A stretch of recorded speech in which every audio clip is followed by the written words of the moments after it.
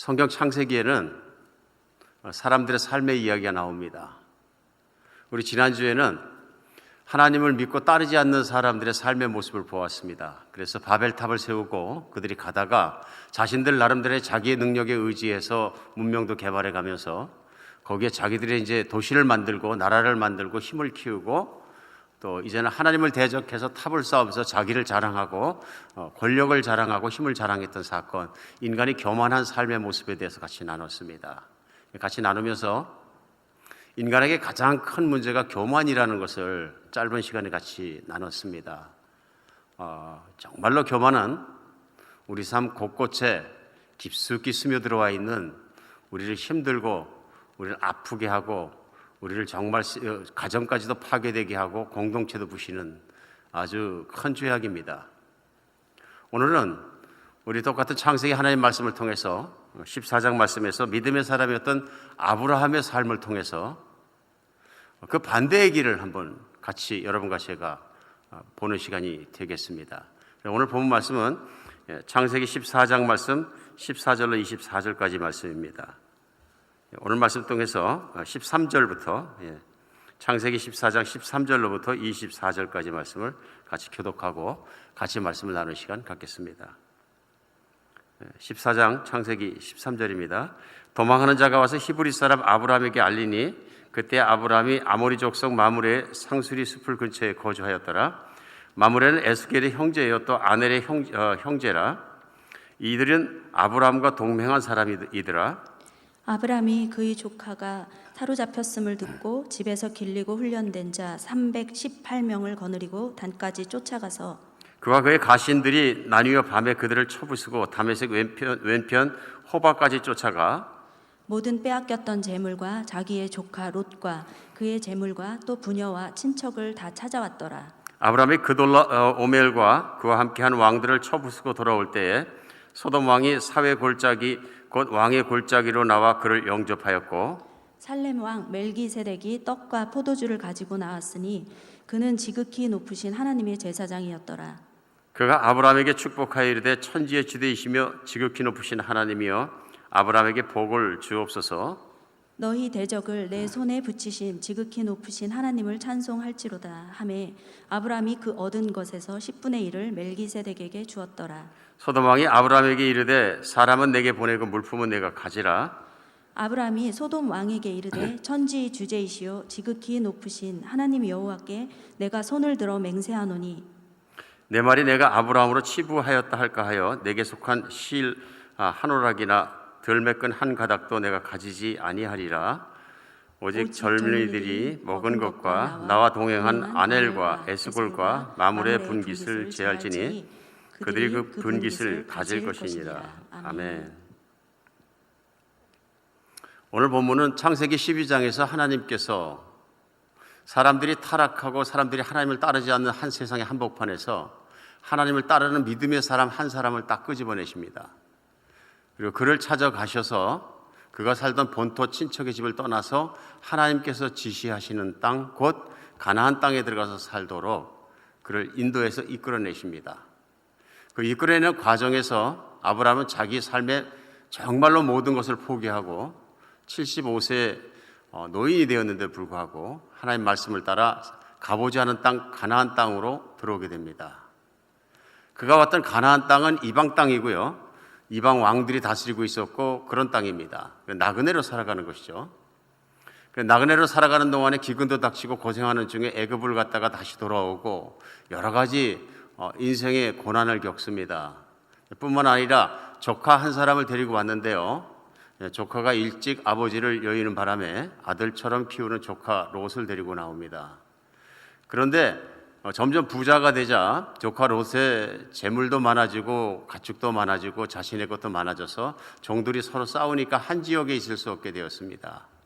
다툼을 피해서 조카애가 내가 가고 싶은 대로 가라 해서 보내게 됩니다. 그때 조카가 간 곳이 나중에 심판받아서 불로 멸망하게 되는 소돔과 고모라에 들어가게 됩니다. 당시로서는 그 지역이 발전하고 좋고 사람 살기 좋은 도시국가 형태를 갖추고 있었던 것 같습니다. 그래서 롯은 그곳에 살고 아브라함은 다시 넓은 땅 광야에서 가축을 키우고 살아가는 그런 때 얘기합니다. 그런데 어떤 사람이 와서 그 조카가 적들의 손에 붙잡혀서 포로로 잡혀갔다는 얘기를 오늘 전하는 것부터 시작됩니다. 그 전쟁의 배경이 조카 롯이 가서 살았던 소돔이란 땅에 있는 왕이 있었는데요. 그 왕이 북쪽에 있던 엘람에 있는 왕 그돌라오멜이라는 왕을 저공을 바치고 아마 섬겨왔던 것 같습니다. 계속. 그러니까 석국 같은 거죠. 그런데 무슨 이유에서인지 그들을 배반하고 이제 저공을 바치지 않게 된 것입니다. 관계를 끊은 거죠. 그러자 북쪽에 있던 엘람 왕 그돌라오멜이 3개국 왕을 더 합세를 해가지고 4개국 연합군을 만들어서 남쪽을 쳐들어옵니다. 그때 소돔 왕을 쳐들어올 때 남쪽에 있던 5개 국가가 연합해서 그 엘람 왕과 함께 전쟁을 벌이게 되는 것입니다. 지역 전쟁입니다. 이 전쟁에 롯이 휘말리게 되어서 결국은 남쪽에 있던 소돔 왕이 또 그 연합군들이 다 패하게 되고 북쪽에 내렸던 그돌라오멜 왕이 포로를 잔뜩 잡아가지고 또 귀중한 건 다 탈취물로 획득해가지고 북쪽으로 올라갔다는 것을 가르쳐 준 것입니다. 그 말을 듣자 아브라함이 집에서 기르고 훈련시킨 318명을 데리고 급히 올라갑니다. 올라가서 단까지 갔다 그러니까 남쪽에서 아브라함이 있던 곳에서 이스라엘 영토의 맨 마지막, 나중에 이스라엘 영토의 맨 북쪽에 있는 데까지 쫓아 올라갑니다. 쫓아 올라가서 결국은 그돌라오멜의 군대를 쳐부시고 재물도 찾고 사람들 다 찾아서 돌아왔다는 승리의 이야기입니다. 오늘 말씀 정말 기가 막힌 이야기입니다. 어떻게 그 연합군을 다 쳐볼 수 있는지 318명을 모릅니다. 그러니까 하나님께서 그 일을 하셨다고 저는 믿습니다.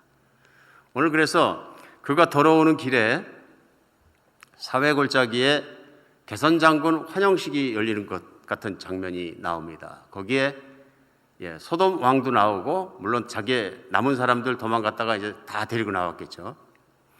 나오고 많은 사람들이 모였을 것 같습니다. 또 많은 사람들을 데리고 들어오고 재물들도 끌고 들어오고 가축들도 끌고 들어오고 어마어마한 행렬이 아니었을까 싶습니다. 근데 거기 살렘 지역의 왕이었던 살렘의 왕 멜기세덱이 나옵니다. 그러면서 오늘 성명에 이는 하나님의 제사장이다 하고 본문 가운데 나옵니다.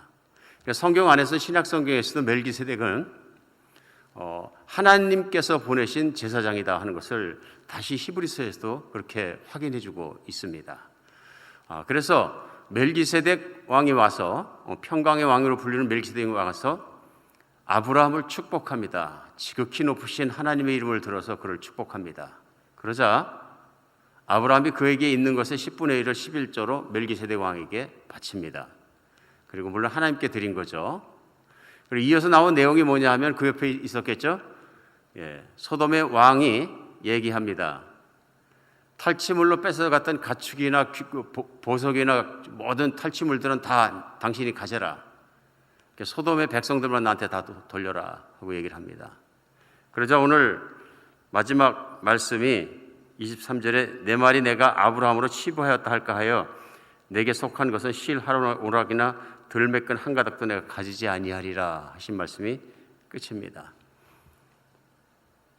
오늘 아브라함의 인생에도 정말로 오르막과 내리막이 엄청 많은 것을 우리는 알 수 있습니다.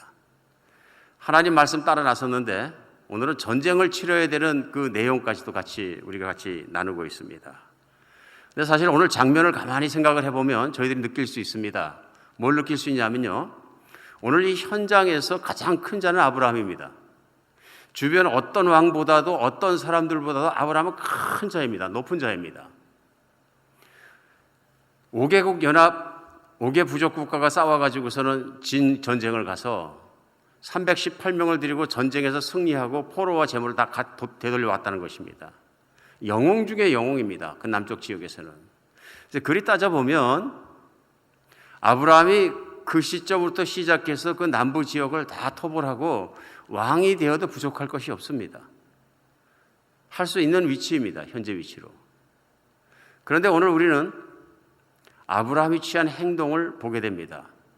그것은 뭐냐면 하나님께 11조를 바치고 사람들 앞에서 하나님을 높인 것이고, 두 번째는 소돔 왕의 제의를 받아들이지 않고 거절한 것입니다. 그러면서 사람들이 말하기를 아브라함이 소돔 왕의 호의로 말미암아서 부자가 되었다 할까봐 내가 받지 않겠다 얘기합니다. 오늘 아브라함에게서는 어떤 교만한 모습도 보이지 않습니다. 또 다른 계획이 있거나 또 권력을 추구하는 모습도 전혀 보이지 않습니다. 저는 이것이 하나님 사람만이 가지고 있는 아주 귀중한 자산, 겸손한 태도라고 생각합니다. 우쭐해지지 않는 것. 우리 한국에서도 유명한 옛말이 있습니다. 사람 됨됨을 알려고는 권력을 손에 쥐어줘 보라. 그래가지고 언젠가 TV 방송에도 오래전에 한번 나온 적이 있는데 완장차는 모습이 나왔어요. 사람이 멀쩡하고 괜찮고 참 사람들 앞에 겸손해 보였는데 완장을 채워주면, 리더를 만들어주면 그때부터 권력을 막 주고 룰을 만들어서 권력을 주니까 사람이 이상해집니다. 그러면서 많은 사람들이 그 권력을 막 휘두르는 폭군의 형태로 바뀌어가는 것을 우리는 볼 수 있었습니다. 권력은 교만한 사람이 가장 좋아하는 것입니다. 그렇죠? 휘두르는 것을 좋아하게 됩니다. 그래서 오늘 아브라함이 찾아온 기회는 무엇이냐면요, 권력을 한 손에 딱 쥘 수 있는 기회입니다. 만약에 아브라함이 그동안 권력을 추구하고 이방 땅에 사는 것이 너무 힘들고 왕들의 눈치를 봐야 되고 또 왕들이 또 이렇게 말하면 또 쫓겨나야 되고 뭐 그런 삶 속에서 그 힘들었던 걸 생각한다면 그의 간절한 소원은 권력을 쥐는 것일 수 있습니다. 내 나라를 갖는 것일 수 있습니다. 내 땅을 갖는 것일 수 있습니다. 어떤 왕 하나를 누르고 그 왕을 자기의 것으로 삼아서 사는 것일 수 있습니다. 당연한 사람의 마음속에 생길 수 있는 자연스러운 지금 그런 환경입니다. 그런데 아브라함이 그런 생각을 하지 않고 그렇게 살지 않았다 하는 것입니다. 오늘 그의 태도에서 나타난 태도를 보면서 우리 귀한 것을 배울 수 있습니다. 그것이 뭐냐면요, 참 겸손은 하나님을 믿을 때 생기는 것이라는 거예요. 아브라함이 겸손한 태도를 갖게 된 가장 큰 이유는 한 가지입니다. 하나님을 믿는 사람입니다. 그는 하나님 한 분을 믿기 때문에 편안했던 자기의 본토 친척 아비에질, 자기가 태어나서 살고 이웃이 있고 친구가 있고 모든 사람이 있는 75년을 살았던 고향을 떠난 사람입니다. 하나님을 얼마나 신뢰했는지 우리는 금방 알 수 있습니다. 이 세상에 다른 어떤 것보다 자기 자신보다 하나님을 신뢰했다는 것을 우리는 분명히 알 수 있습니다. 왜냐하면 자기 자신을 포기하지 않으면 하나님 말씀을 따라서 나갈 수 없는 말씀을 하셨는데 그걸 따라 나셨다는 것입니다. 참 겸손은 언제 나오느냐 하면요, 자기 자신의 모든 것을 다 걸고 자기를 잊어버릴 만큼 하나님을 따를 때 나타납니다. 믿음이죠. 믿음으로 하나님을 따를 때 사람이 겸손해진다 그런 얘기입니다. 이 교만해지는 이유는 뭐냐면요, 우리 지난주에도 말씀을 나눴습니다. 바벨탑을 쓴 가장 큰 그들의 이유가 뭐냐면요, 하늘 꼭대기까지 우리 탑을 쌓아서 우리의 이름을 지상에 내보자 하는 것입니다. 교만은 무엇이냐면요, 자기를 높이려는 자기의 것입니다. 그렇기 때문에 반대의 모습을 보입니다. 신앙이라는 것은 하나님 앞에 자기가 전혀 없어질 때까지, 하나님의 뜻만 따를 때까지 무릎 꿇고 하나님을 따르는 것이 믿음입니다. 보통 사람들이 이것이 마음에 들지 않는 것입니다. 왜냐하면 내 마음속에 나를 믿고 내 자신을 믿는 믿음이 있으면 하나님 앞에 무릎 꿇지 않습니다. 이게 교만인 거죠. 그래서 교만이 무시무시한 게 뭐냐면, 신앙적인 차원에서 보면 이 교만이 모든 걸 파괴하는 것입니다. 한 인생도 인격도 사람도 주변 공동체도 모든 걸 파괴하는 것이 교만이다, 그런 얘기입니다. 오늘 아브라함은 자기가 쓸 수 있는 거부가 되는 기회도, 권력을 쥘 수 있는 기회도 어떤 것도 사용하지 않았습니다. 아주 결벽하게 판단하고 말하고 확증했습니다. 사람도 돌리고 소돔에게 재산도 돌리고 다 돌렸습니다. 자신은 왔던 모습 그대로 조카만 살려서 소돔으로 다시 보내주고 자기는 집으로 돌아간 것을 알 수 있습니다. 오늘 이 겸손한 모습 속에는 그가 얼마나 하나님을 의지하고 살았는가 하는 것을 볼 수 있습니다. 그가 추구하는 것은 한 가지입니다. 자기의 삶이 하나님의 영광이 보여지는 것입니다. 하나님이 살아계심이 보여지는 것입니다. 그렇기 때문에 이 전쟁을 이기게 하신 분도 하나님이시고 모든 것을 주관하시는 분은 하나님이라는 것을 분명히 믿는 믿음이 그러하여금 사람들 앞에 우쭐할 수 있는 교만하고 거만해질 수 있는 그런 상황 속에서도 그 자신을 지키게 했던 것입니다. 오늘 이 말씀 속에 오늘 살아가는 우리도 생각해 볼 필요가 있습니다. 많은 사람들이 미국에 올 때 아메리칸 드림을 생각합니다. 아메리칸 드림, 뭐 나쁠 거 없습니다. 그런 면에서는 미국에 와서 갖지 않은 자가 미래 희망을 갖고 자기의 재능과 노력과 모든 걸 다해서 열심히 하면 우리도 참으로 인정받고 살 만한 사람으로 살아갈 수 있다 하는 드림입니다. 실제로 1931년에 아메리칸 드림이라는 단어를 처음 썼던 사람은 제임스 애덤스라는 사람인데요. 이 사람이 스스로 아메리칸 드림을 정의할 때 이렇게 정의했습니다. 남자든 여자든 누구나 타고난 재능을 충만하게 실현할 수 있으며 그 사람의 출신, 신분이나 지위에 상관없이 사람됨 자체로 대접받는 것, 이것이 아메리칸 드림이라고 정의를 했습니다. 나쁘지 않습니다. 그렇죠? 참 좋습니다. 사람답게 사는 것. 그러니까 미국에서 핍박도 없고 평등한 사회 속에서 사람답게 사는 것이 아메리칸 드림이다. 자기의 재능 가지고 노력만 하면은 성공할 수 있는 것이다. 근데 이 아메리칸 드림이라는 그 개념 속에 함정이 있습니다.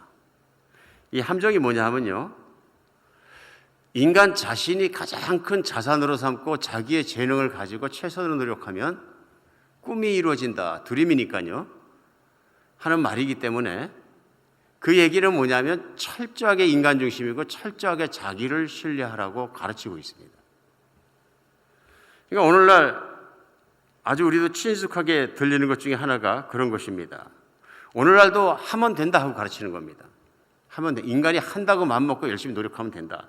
왜냐하면 독창력이나 창작력이나 어떤 자기가 가지고 있는 혁신적인 사고방식이나 그런 것에 대한 노력, 또 꾸준함, 또 추진력, 이런 것들을 발동시켜서 목표를 딱 정하고 그렇게 살아가면 되는 게 미국이다, 그런 뜻이거든요. 그 다음에 그런 모델들이 막 떠오르는 것입니다. 우리 중에도 아메리칸 드림을 생각하고 오시고 또 그렇게 사는 분들이 많이 계신 줄로 압니다. 오늘 그렇게 사는 분들을 공격하는 말씀을 하기보다는 성경적으로 신앙적으로 거기에 함정이 있다는 것을 말하고 싶습니다. 왜냐하면 그 함정이 뭐냐면 교만해지기 쉬운 것입니다. 자기 자신을 더욱더 신뢰하게 만드는 것입니다. 그래서 결국은 뭐냐면요, 하나님께로부터 멀어집니다. 하나님께로부터요. 만약에 아메리칸 드림이 일어나는 것처럼 자수성가했어요.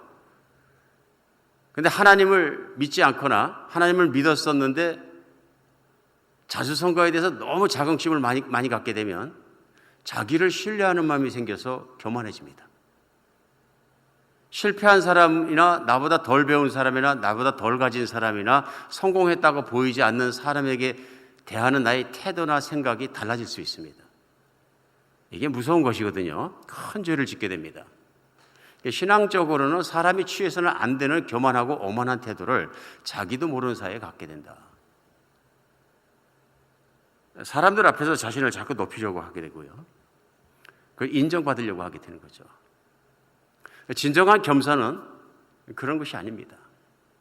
겸손은 하나님을 믿을 때 생깁니다. 겸손은 하나님 앞에서 내가 얼마나 작은 존재이고 내가 얼마나 죄인인지를 깨달을 때부터 시작됩니다. 인간은 참으로 겸손해지지 않습니다. 때때로 우리는 겸손한 태도가 있고 정말 자신을 낮추는 것 같은데 그분들이 나중에 보면 하는 행동이나 언행이나 이런 걸 말하면 실망할 때가 참 많이 있습니다. 아, 이분도 교만한 분이구나 하는 것을 느꼈어요. 왜냐하면 자기를 철저히 느끼지 않을 만큼 부인하지 않고서는 진정한 겸손의 자리에 들어갈 수가 없습니다. 우리 지난주에도 말씀 마지막에 마태복음 11장에 예수님의 초청을 같이 말씀을 나눴습니다. 28절에서 30절인데요.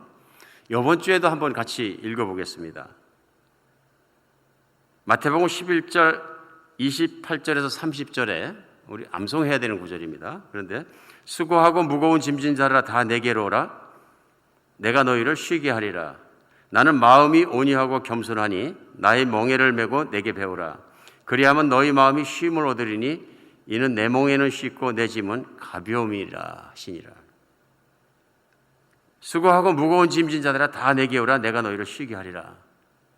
나는 마음이 온유하고 겸손하다 그러셨습니다. 예수님이 이 땅에 오신 하나님의 아들이십니다. 예수님이 이 땅에 오셔서 사역하실 때에 병자도 고치고 정말로 그 당시에 세상에서 불가능했던 병들을 다 고치셨습니다. 심지어는 죽어서 시체가 썩은 냄새가 날 때도 살려내셨습니다. 얼마나 영광스러운 장면이고 일입니까? 그래서 사람들은 수천 명, 수만 명이 따랐던 것 같습니다. 그런데도 불구하고 예수님께서는 그들이 따라오는 것으로 말미암아 영광 받으려고 생각조차 안 하셨습니다. 반대로 그들이 잘못된 신앙을 가지고 있는 것을 꼭 집어 말씀하시고 죄인이라고 말씀하셨습니다. 그리고 요한복음 8장에 보면 그들이 죄인이고 예수님 말씀을 믿어야 진짜 제자가 되고 제자가 되어야 죄로부터 자유해진다는 말씀을 하자 자신들은 죄인이 아니라 그럽니다. 아브라함의 자손이기 때문에 죄인이 아니라 그럽니다. 그런 회중을 향해서 말씀하십니다. 아니다. 너희는 죄인이고 너희는 시작할 때부터 교만한 사단의 자식, 곧 독사의 자식이니라 하고 말씀하십니다. 좋아할 사람이 없습니다. 그런데 그것이 팩트였던 것입니다. 아브라함의 자손이라는 이유만으로 의인이 될 수는 없는 것입니다. 의인이 되는 가장 중요한 길은 하나님 앞에 자신을 낮추고 겸손해지는 길입니다. 하나님은 하나님이 되시고 나는 하나님의 피조물, 하나님의 자녀가 되는 것입니다. 그런데 그런 자세가 삶을 통해서 말씀을 순종함으로 보이지 않으니까 예수님께서 있는 그대로 말씀하시는 것입니다. 사람의 영광을 취하지 않습니다. 요즘 말로 하면 무슨 교회 크게 만들려고 재미있게 하고 뭐 어떤 그 귀에 좋은 얘기 이렇게 하고 그런 얘기가 아니라 하는 얘기입니다. 그 말을 듣자 예수님을 따르고 열광적으로 쫓아왔던 사람들이 예수님을 돌을 뒤져서 때려 죽이려고 합니다. 그리고 그들이 다 떠나가 버립니다. 그러자 예수님이 제자들에게도 얘기합니다. 너희들 갈 거냐? 우리가 이 예수님의 태도 속에서 발견할 수 있는 것이 있습니다. 참으로 겸손하신 분입니다. 자기의 교만과 자기의 영광을 추구하지 않으십니다. 오직 아버지의 영광만 생각하시는 분입니다. 아버지가 주신 사명만 생각하시는 분입니다. 그래서 예수님은 사람 앞에서 공개적으로 나는 아무것도 아니거니와 아버지께서 다 하셨느니라를 수도 없이 하셨습니다. 나는 아니다라는 I am not 하는 그런 말씀이 되게 많습니다. 그 중에 몇 개만 제가 빼서 읽어보면 아들이 아버지 하시는 일을 보지 않고서는 아무것도 스스로 할 수 없나니 아버지께서 행하시는 그것이 아들도 그와 같이 행하느니라. 요한복음 5장 19절. 내가 아무것도 스스로 할 수 없노라. 듣는 대로 심판하노니 나는 나의 원대로 하려 하지 않고 나를 보내신 이의 원대로 하려는 거로. 요한복음 5장 30절. 내가 하늘에서 내려온 것은 내 뜻을 행하려 함이 아니요 나를 보내신 이의 뜻을 행하려 함이니라. 요한복음 6장 38절 39절. 내가 스스로 아무것도 하지 아니하고 오직 아버지께서 가르치신 대로 이런 것을 말하는 줄을 너희가 알리라. 요한복음 8장 28절. 오늘 말씀이 계속되면서 수많은 말씀들이 그렇습니다. 마태복음 28장에도요, 26장에도요, 39절에 십자가를 지기 직전에 기도하시면서 마지막 기도가 이것입니다. 나의 원대로 마시옵고 아버지의 원대로 하시옵소서. 예수님은 이 땅에 오셔서 인간의 육체를 입고 인간으로 살아가시면서 철저하게 하나님 아버지를 어떻게 섬겨야 되는지를 가장 겸손한 모습으로 보여주시고 마지막에는 아버지의 뜻을 따라 인간들의 희생의 제물이 되어서 십자가에 못 박혀 피 흘리고 돌아가신 자리에 들어가셨다는 것입니다. 이 세상에서 가장 겸손한 모습은 하나님의 아들이시면서 이 땅에 오셔서 하나님 아버지의 말씀을 순종하고 따라서 자기 자신을 다 부인하고 십자가 올려가 죽기까지 순종하신 예수 그리스도입니다. 참 겸손을 보려면 예수님을 바라보면 보입니다. 오늘 그것이 자신의 죄도 아니고 아버지의 말씀대로 희생의 제물로 다른 사람들을 위해서 바쳐주셨다 하는 것입니다. 여기서 예수님께 중요한 것은 한 가지입니다. 아버지께서 그걸 원하신다 하는 것입니다. 우리는 여기서 느낄 수 있습니다. 하나님께서 피조물된 인간을 얼마나 사랑하시는가 보면 느낄 수 있습니다. 여기 드러나는 건 뭐냐면요, 예수님의 순종입니다. 이 예수님의 순종이 철저하게 의가 되기 때문에, 완벽한 의가 되기 때문에 하나님께서 누구든지 예수님을 믿는 자는 예수님 앞에 무릎 꿇고 자신을 바치고 정말로 이제는 예수님과 함께 죽고 예수님을 받아들이는 자는 이제는 깨끗하게 죄가 없어진 것을 인정하신다는 것이 약속입니다. 오늘 이 정말로 하나님의 은혜의 말씀 속에 저희가 깨달을 수 있는 것은 무엇이냐면 예수님을 믿으면 겸손해질 수밖에 없습니다. 예수님 앞에 무릎 꿇을 수밖에 없습니다. 이것이 은혜입니다. 우리 교회 다니면서 은혜 하는 얘기를 많이 씁니다. 은혜가 충만한 사람, 은혜가 많이 받은 사람이 되기를 간절히 바랍니다. 근데 의외로 교회에서 은혜가 충만한 사람이 늘 충만한 사람 이렇게 보는 것이 이렇게 많지가 않다 하는 것이 또 문제입니다. 오늘도 신앙생활 하면서 예수님을 믿고 교회를 다니시고 하는 사람들 중에도 은혜가 충만하지 못한 경우가 많습니다. 그 가장 큰 이유는 한 가지입니다. 교만해진 것입니다. 교만해진 거죠. 마음이 교만해진 것입니다. 내가 이제 혼자도 먹고 살만해졌든지 신앙생활도 내가 이제 이만하면 됐다고 생각했든지 무슨 이유에서든 간에 예수님 앞에 무릎 꿇는 태도가 무릎 꿇는 시간이 무릎 꿇는 것이 적어졌다는 것입니다. 그러다 보니까 마음이 차가워질 수밖에 없고 멀어질 수밖에 없고 그럴 수밖에 없고 은혜가 없을 수밖에 없는 거죠. 은혜가 오는 첫 번째 길은 한 가지입니다. 예수님 앞에 십자가 메시는 예수님 앞에 내 자신을 발견하는 것입니다. 그때 내가 어떤 존재인지 얼마나 죄인인지를 깨닫게 되면 다시 예수님을 붙잡고 따라갈 수 있다는 것입니다. 오늘 예수님을 안 믿는 분에게도 가장 인생 중에 큰 일은 무엇이냐면요, 내가 무릎 꿇을 곳을 발견하는 것입니다. 하나님을 안 믿는 사람은 누구나 다 교만합니다. 누구나 다 죄가 있습니다. 누구나 다 죄가 있기 때문에 하나님의 자녀가 될 수 없습니다. 그럼에도 불구하고 자신 있게 살아갑니다. 그리고 죄를 자신 있게 집니다. 나 자신을 믿고 사는 것이 인생의 유일한 길이었기 때문에 그렇습니다. 그런데 은혜는요, 어느 날 그것이 털렸다는 것을 발견하게 되는 것입니다. 하나님이 살아계신다는 것과 그 아들 예수 그리스도 이 땅에 보내신 게 믿어지는 것입니다. 믿어지고 나서 하나님을 바라보고 아들 예수님이 십자가에 매달린 모습을 상상하고 보니까 내 무릎이 털썩 부러지는 겁니다. 하나님이 보실 때 나는 정말 가증한 존재이고 교만한 존재이고 죽일 수밖에 없는 존재겠구나 하는 걸 깨달아지는 것, 이게 은혜입니다. 은혜가 첫 번째 들어오는 길은 하나님 앞에 나를 발견하는 것입니다. 겸손한 사람은 하나님 앞에 내가 존재해서는 안 됩니다. 아브라함은, 오늘 창세기 아브라함 얘기를 하면서 그의 인생에 불평거리가 많았습니다. 사실은 자식 하나 준다고 약속하시더니 자식 하나 받는데 25년이 걸렸습니다.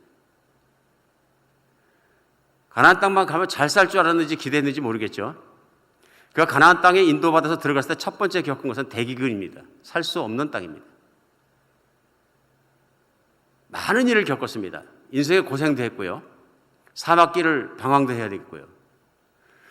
그런 삶 속에서 아브라함이 불평했더라 나오는 게 없습니다. 불평하는 것이 무엇이냐면 교만이거든요.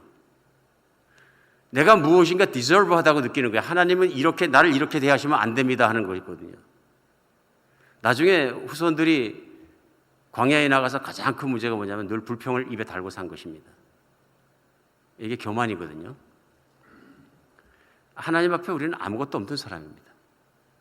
죽어야 마땅한 존재를 하나님께서 아들의 생명같이 귀히 여겨주시고 나를 받아주신 그것만으로도 하나님께서 무엇을 하시든 어떤 결정을 하시든 내 인생을 어떻게 인도해 주시든 만족할 수 있고 따라갈 수 있고 감사할 수 있는 인생이 진짜 겸손한 인생입니다. 진짜 겸손한 인생입니다. 아브라함은 저에게 그것을 오늘 본으로 보여주고 있는 것이고요. 인생 중에 자신을 믿지 않기 때문에 하나님의 뜻이 아니라고 믿어지면 어떤 기회가 찾아오더라도 그것을 유혹으로 보지, 악의 유혹으로 보지 찬스로 보지 않습니다. 기회주의자나 찬스로 살지 않는 것입니다.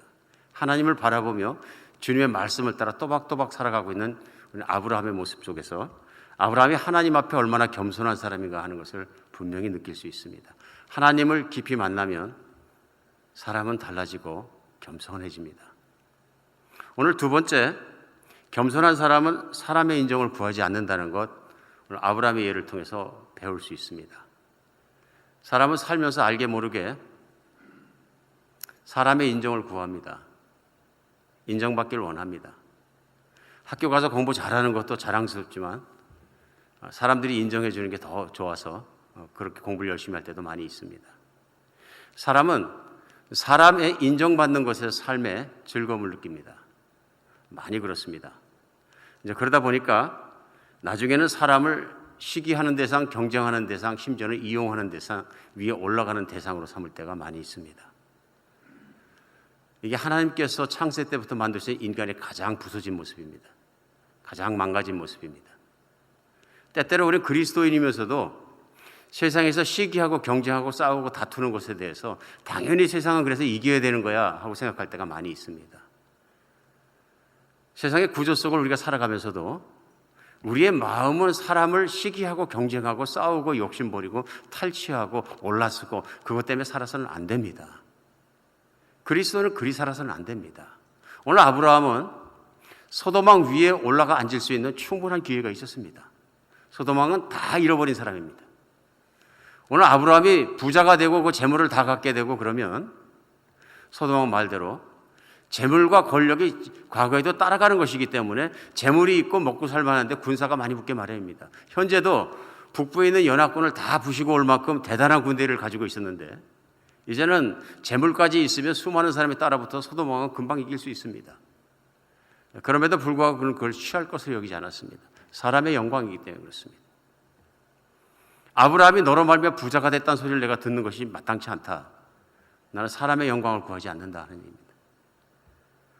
오늘 말씀 속에 우리는 배울 수 있는 것이 있습니다. 참 겸손은 자기 자신의 욕망으로부터 자유해진 것입니다. 참 겸손은 사람들의 인정을 받으려는 욕구로부터 사람들의 인정을 받으려는 욕망으로부터 자유해진 것입니다. 그것 없으면 사람이 진짜 겸손할 수 있습니다. 참 겸손은 자기 자신을 생각하고는 겸손이 없다 하는 것을 오늘 깨달을 수 있습니다. 아브라함은 제가 보기에는 변변치 않았던 조카를 위해서 목숨을 걸었습니다. 자기를 떠난 조카입니다. 싸우고. 그리고 신앙적으로는 자기를 버리고 가장 타락해 있던 소돔과 고모라로 들어간 조카입니다. 그러나 그는 소식을 듣자마자 오늘 보면 13절에 시작할 때 소식을 듣자마자 바로 자기 가신들을 데리고 싸우러 간 것을 알 수 있습니다. 조카를 찾으러 간 것입니다. 자기를 생각하지 않습니다. 그 길에서 잘못되면 자기가 죽을 수도 있고 재산을 다 빼앗길 수도 있고 정말로 어려운 일을 당할 수 있는 것 어마어마한 리스크입니다. 전쟁터로 뛰어들어간다는 것은. 그리고 숫자 자체가 대적이 되지 않습니다. 그럼에도 불구하고 그가 뛰어나갈 수 있는 것은 하나님이 그를 붙들어 주신 것이고 그가 조카를 위해서 목숨을 바칠 수 있는 자기를 생각지 않는 사람입니다. 겸손한 사람은 자기 자신을 생각하지 않습니다. 하나님께 자기 자신을 잊어버릴 정도로 다 드린 사람은 사람에게도 정말로 친절할 수 있고 섬길 수 있다는 것을 오늘 배울 수 있습니다. 오늘 우리 주님께서 말씀하신 마태복음 11장 말씀을 다시 한번 제가 읽어보겠습니다. 수고하고 무거운 짐진 자들아 다 내게 오라 내가 너희를 쉬게 하리라. 교만은 우리가 지고 있는 가장 큰 짐입니다. 때때로 아메리칸 드림이 우리가 지고 있는 가장 큰 짐일 수 있습니다. 짐입니다. 이 짐이 어떻게 오느냐 하면요. 미국에 와서 20년, 30년 살았고 자식을 키웠고 다 했는데 내 생각엔 아이들이 잘 커서 좋은 학교 다니고 좋은 직장 가고 좋은 사업가가 되고 의사가 되고 뭐가 되고 성공을 해가지고 정말로 아메리칸 드림을 이루는 그런 사람을 살고 있는데 반대로 가버렸어요. 좋은 학교는커녕 고등학교도 졸업 못하고 또 사고 치고 다니고 그런 가정의 부모는 어떻게 되겠습니까? 아메리칸 드림은 무지무지한 짐인 거죠. 우리 생각해 봐야 합니다. 하나님 우리가 수고하고 무거운 짐진 자로 사는 것을 불쌍히 여기십니다. 불쌍히 하십니다. 인간이 인간 자신을 믿고 허우적거리는 인생을 살아가는 것을 불쌍히 여기십니다. 그래서 예수님을 보내주신 것입니다. 교만하기 때문에 그런 것이죠. 이제 예수님께서는 나는 마음이 온유하고 겸손하니 나의 멍에를 메고 내게 배우라 말씀하십니다. 그럼 너희 마음이 쉼을 얻으리라. 여기서 중요한 건 마음입니다. 마음이 교만해지고 마음이 탐욕스럽고 마음이 잘못되었기 때문에 문제는 뭐냐면 삶이 그렇게 되는 것이죠. 근데 마음을 다해서 예수님 안에 들어오고 예수님을 믿고 예수님을 따르게 되면 예수님의 평안함과 예수님의 겸손함이 내 안에 들어와서 나를 지켜주실 것이다. 그것은 예수님께서 이 땅에 와서 환난 많은 인생을 사셨지만 아버지의 뜻을 살아가면서 아버지의 것으로 늘 평안을 지키신 것처럼 전지전능하신 하나님 아버지의 사랑 안에 들어가 있을 때는 모든 것이 부럽지도 않고 더 이상 힘들지도 않고 더 이상 걱정되지도 않은 삶을 살 수 있다는 삶의 초청입니다. 그러면서 마지막 절에 이는 내 멍에는 쉽고 내 짐은 가벼움이라 말씀하십니다. 결코 쉽지 않은 멍에 가볍지 않은 짐을 지고 사셨지만 이걸 짐으로 여기지 않으실 만큼 아버지를 사랑하고 아버지의 말씀을 따라가셨던 것입니다. 오늘 사랑하는 우리 한비전교회 성도 여러분들 그리고 또 여러 가지를 통해서 말씀을 들으신 분들 마음속에 하나님을 진실로 사모하게 되고 그리게 되고 우리 자신의 교만이 있었다면 그것이 생각나서 주님께 다시 한번 무릎 꿇고 바칠 수 있는 그런 시간이 되었으면 좋겠습니다. 하나님 우리가 짐을 지는 것을 원치 않으십니다. 불필요한 짐을 지고 인생을 허덕거리는 것을 원치 않으십니다. 우리의 모든 짐은 예수님이 다 대신 져주십니다. 기도하겠습니다.